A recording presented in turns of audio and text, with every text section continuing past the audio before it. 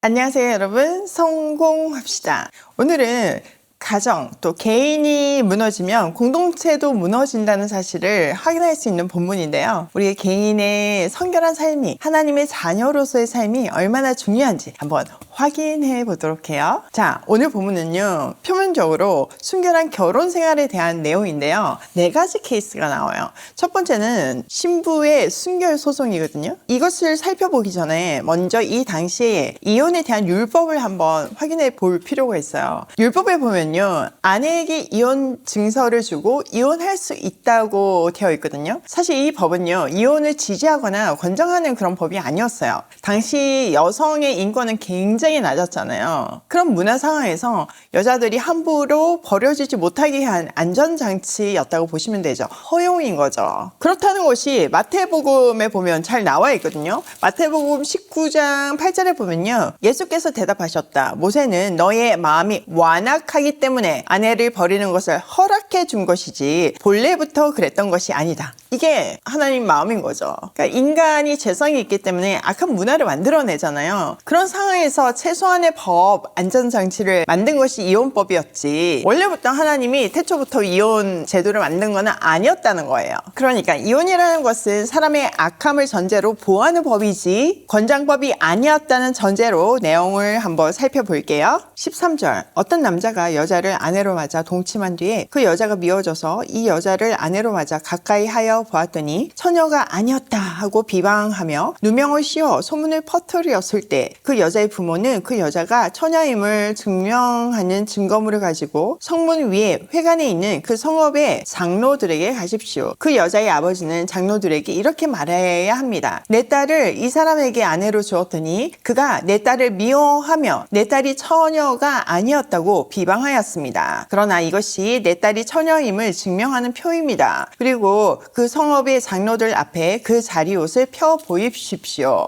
자, 남편이 결혼해서 아내하고 동침을 한 후에 싫어진 거예요. 그래서 쫓아내려고, 이 여자는 정숙하지 않다고 이렇게 막 헛소문을 낸 경우에 이렇게 처리하라는 법인 거죠. 그 여자의 부모는요, 정결했다는 증거를 가지고 장로들을 찾아가 재판을 요구할 수 있었어요. 사실 이 일은요, 그 여자뿐만 아니라 그 집안의 명예를 훼손하는 일이잖아요. 이렇게 결혼이 일방적인 어떤 감정이나 사소한 의심으로 파탄나지 않도록 이렇게 공정한 재판을 보장하는 장치였던 거죠. 자, 18절. 그러면 그 성읍의 장로들은 그 남자를 붙잡아 때린 뒤에 이스라엘 처녀에게 누명을 씌운 대가로 그 남자에게서 벌금으로 100세겔을 받아서 그 여자의 아버지에게 주십시오. 그 여자는 계속하여 그의 아내가 되고 그는 평생 그 여자를 내보낼 수 없습니다. 자, 남편이 거짓말을 했던 것이 발각이 되면 3가지 벌을 받아야 되는데요. 첫 번째는 맞았어요.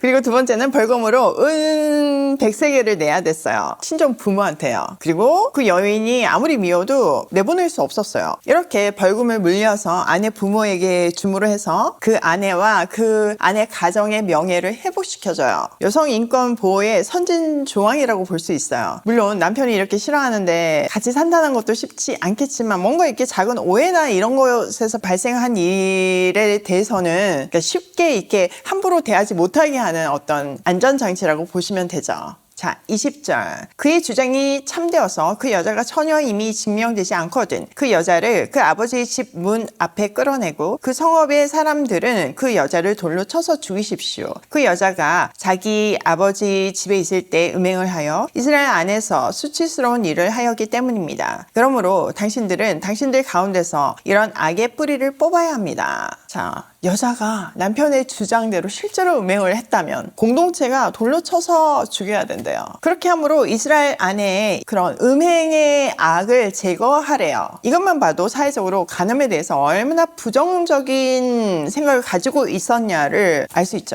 사실 우리나라는 이런 윤리가 완전 무너졌잖아요. 오히려 혼전 순결을 얘기하는 게 얼마나 좀 예스럽고 안 먹히는 경우가 얼마나 많아요. 우리 조카들도 그런 질문들을 하면 참 이런 말을 해주는 게 이 아이한테 어느 정도 메시지가 될까 이런 생각들을 하거든요. 우리 사회가 말씀 앞에서 다시 한번 이런 기준들이 새로워졌으면 좋겠어요. 자, 이어지는 22절에서 29절까지는요. 간음이나 강간이나 유혹 등이나 다양한 상황에 따른 처리법이거든요. 한번 볼게요. 22절. 어떤 남자가 남의 아내와 정을 통하였다가 들켰을 때에는 정을 통한 남자와 여자를 다 죽여서 이스라엘에서 이런 악의 뿌리를 뽑아야 합니다. 자, 남의 아내와 간음을 한 경우죠. 그러니까 불륜인 거죠. 이것은 두 사람 모두 사형에 처해야 했어요. 왜냐하면은 이거는 공동체의 질서를 해치는 중죄였기 때문이에요. 결혼이란 굉장히 중요한 언약을 깨는 행위잖아요. 이런 악의 뿌리를 반드시 뽑아야 하기 때문에 둘 다 사형으로 책임지게 한 거죠. 그러니까 이렇게 무서운데 어떻게 이런 일이 쉽게 일어날 수 있겠어요. 이런 가정에서 또 개인의 어떤 문란이 일반화돼서 사회가 문란해졌을 때는요, 사회 자체가 큰 혼란이 올 수밖에 없고 결국 망함의 징조일 수밖에 없어요. 로마의 경우가 역사적으로 증명된 케이스잖아요. 그러니까 정결한 삶 자체가 정말 우리 사회의 질서를 유지시키는 근간이라는 것을 우리부터 기억해야 돼요. 나 한 사람을 지키는 것으로 사회 전체를 바꿀 수는 없을지 모르지만 우리 한 사람 한 사람이 그런 마음으로 사회의 도덕성을 지킬 때 이건 번져서 나비 효과가 날 수는 있는 거죠. 자, 23절. 한 남자와 약혼한 여자를 다른 남자가 성 안에서 만나서 정을 통하였을 경우에 두 사람을 다 성문 밖으로 끌어다 놓고 돌로 쳐서 죽여야 합니다. 그 처녀는 성 안에 있으면서도 소리를 지르지 않았기 때문이요. 그 남자는 이웃의 아내를 범하였기 때문입니다. 그리하여 당신들은 당신들 가운데서 이런 악의 뿌리를 뽑아야 합니다. 자, 지금은 이제 약혼 상태에서의 법인데요. 이 약혼이라는 개념은 이 당시에 이스라엘에서는 이미 신부의 몸값이 지불되고 법적으로 결혼이 된 상태예요. 결혼식만 남겨둔 상태죠. 그러니까 결혼과 동일한 책임과 권한이 있어요. 자, 약혼의 경우에 두 케이스로 나뉘는데요. 첫 번째는 지금 우리가 읽은 것처럼 성 안에서 일어난 경우예요. 이 경우에는 남녀 둘 다 사형. 왜냐하면 도시 안에서는 여자가 소리를 쳐서 도움을 요청했으면 이런 일을 방지할 수 있지 않았냐라는 전제하에 만들어진 법이죠. 즉, 이 상황은 둘이서 합의된 행음으로 봐야 된다는 의미예요. 자, 25절. 어떤 남자와 약혼한 처녀를 다른 남자가 들에서 만나서 욕을 보였을 때에는 욕을 보인 그 남자만 죽이십시오. 그 처녀에게는 아무 벌도 주지 마십시오. 그 여자에게는 죽일 만한 죄가 없습니다. 욕을 보인 남자의 경우는 사람이 이웃을 해치려고 일어나 그 이웃을 살해한 것이나 마찬가지입니다. 그 처녀는 들에서 그 남자를 만났으므로 약혼한 그 처녀가 소리를 질러도 구하여 줄 사람이 없었을 것입니다. 만약에 약혼한 처녀가 도움 청할 길이 없는 곳에서 강제로 강간을 당한 경우에는 남자만 처벌하래요. 너무나 당연하죠. 자, 28절. 어떤 남자가 약혼하지 않는 처녀에게 욕을 보이다가 두 사람이 다 붙잡혔을 때에는 그 남자는 그 처녀의 아버지에게 은 50세겔을 지불해야 합니다. 그리고 그 여자에게 욕을 보인 대가로 그 여자는 그의 아내가 되고 그는 평생 동안 그 여자와 이혼할 수 없습니다. 자, 약혼하지 않은 처녀를 강제로 범하면 남자는 은 50세겔을 내고 그 여자를 아내로 삼아야 한대요. 결혼 직장금을 준 거죠. 그리고 평생 이혼할 수 없었어요. 문화적으로 여성이 성적 수치로 인해서 결혼이 곤란해지는 것을 방지하는 법이었어요. 그러니까 여성 보호 차원의 법이었죠. 자, 이런 사건이 성경에 있었죠. 예, 맞아요. 야곱의 딸 디나의 경우죠. 물론 같은 종족은 아니었지만 강간을 당했잖아요. 그때 그 이름이 갑자기 생각이 안 나지만 그 세겜의 그 아들은 디나를 너무 사랑했기 때문에 모든 보상을 하고 결혼을 하려고 했어요. 근데 오빠들이 어떻게 했어요? 그 성 전체를 할례받게 한 후에 몰락시키는 진짜 끔찍한 일을 벌였잖아요.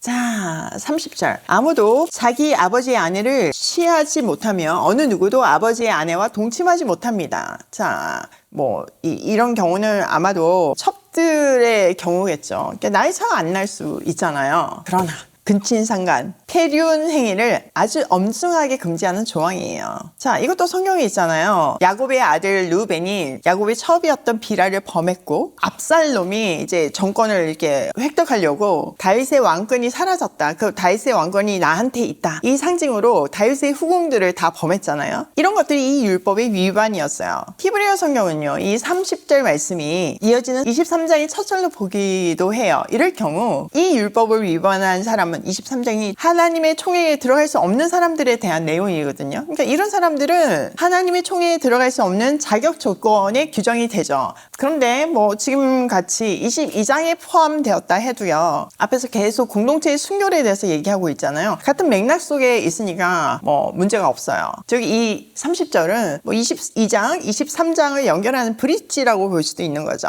어디에 속하든지 간에 확실한 것은 믿음 공동체의 순결은 가정에서부터 더 세부적으로 들어가면 개인의 순결한 삶으로부터 시작된다는 것을 말해주고 있어요. 자, 오늘 내용을 우리 삶에 한번 적용을 해보면 첫 번째, 가정이 무너지면 공동체도 무너진다. 사회의 가장 기본이 되자 가장 작은 단위가 가정이잖아요. 이 가정이 무너지면 공동체가 무너질 수밖에 없어요.